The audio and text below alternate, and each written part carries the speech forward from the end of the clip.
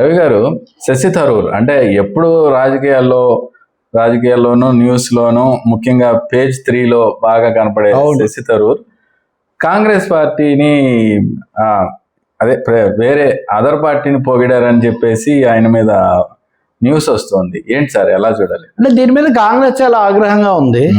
ఈ పాకిస్తాన్ ఇండియా జరిగినప్పటి నుంచి కూడా మోదీ అద్భుతం, అమోఘం ఇవన్నీ కూడా శశి థరూర్ 1-2 సార్లు చెప్తున్నారు. అంతేకాకుండా మోదీ ప్రభుత్వం ఏమో పార్టీ చెప్పిన వాళ్ళని కాకుండా ఈయనను తీసుకొని విదేశీ ప్రతినిధి వర్గాల్లో ఈయనను పంపించింది. కనీసం వాళ్ళతో మాట మాత్రం చెప్పలేదు.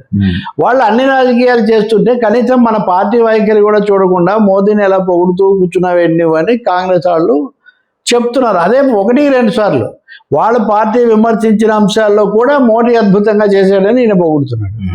మొన్న ఆయన విదేశీ ప్రతినిధి వర్గాల్లో భాగంగా పనామా వెళ్ళిన తర్వాత అక్కడ సమయం లేదు, అయినా చెప్పాల్సి వస్తుంది. భారతదేశం మీద ఎన్నోసార్లు దాడులు జరిగాయి, అయినా మొదటిసారి సర్జికల్ స్ట్రైక్స్ చేయగలిగాము. ఈ సర్జికల్ స్ట్రైక్స్ చేయడం ద్వారా భారతదేశం అంటే ఏంటో ప్రపంచానికి చెప్పాము. ఇలాంటి ఒక ట్వీట్ లాంటిది ఆయన పెట్టాడు. ఓకే, పెడితే కాంగ్రెస్ వాళ్ళ దగ్గర అందరికీ తెలుసు. మన్మోహన్ సింగ్ ప్రభుత్వం ఉన్నప్పుడు కూడా సర్జికల్ స్ట్రైక్స్ జరిగాయి. అప్పుడు ప్రచారం చేసేవాళ్ళు కాదు. ఓకే, ఇప్పుడు మామూలుగా ఇద్దరి మధ్య తగాదా జరిగితే దెబ్బతీసి వచ్చిన వాడు చెప్పకుండా తీస్తాడు, కానీ దానికి బోల్డ్ పబ్లిసిటీతో తీయడు కదా. నరేంద్ర మోదీ ప్రభుత్వం కొంత ప్రచారం కోసం ఈ సర్జికల్ స్ట్రైక్స్ ఎక్కువగా వాడుతుంది అనేది ఒక రాజకీయ వర్గాల్లో మీడియాలో ఉన్న ఒక అభిప్రాయం. సో ఈ క్రమంలో జరిగిందే కానీ ఎవ్వరూ చేయలేదు, మోదీయే చేశారని మీరు 1-4 సార్లు చెప్పడం ఇది సరికాదు అని కాంగ్రెస్ వాళ్ళు చెప్తున్నారు. చెప్పడమే కాకుండా ఇప్పుడు పనామాలో ఇలా అన్న తర్వాత పనామాలో ఎగతాళి కూడా చేశాడు. నేనేం మాట్లాడినా మా వాళ్ళు దానికి ఏం సహించలేక అసహనంతో వాళ్ళు రెచ్చిపోతున్నారు, కాబట్టి నేను చెప్పాల్సి వస్తుంది.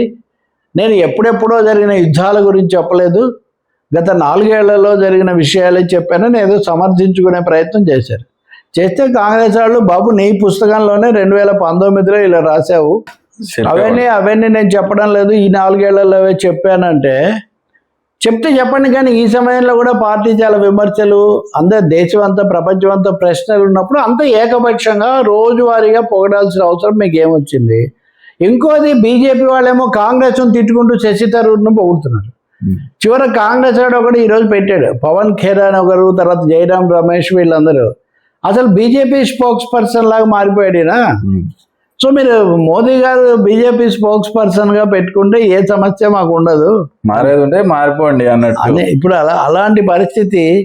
కాంగ్రెస్ తరఫున 4 సార్లు ఎంపీగా ఎన్నికైన వ్యక్తి ఇలా మాట్లాడడము అంటే కొన్ని పదవుల కోసం ఇంకా కొన్నిటి కోసం ఇలా అయిపోతున్నారు అనే ఒక విమర్శ.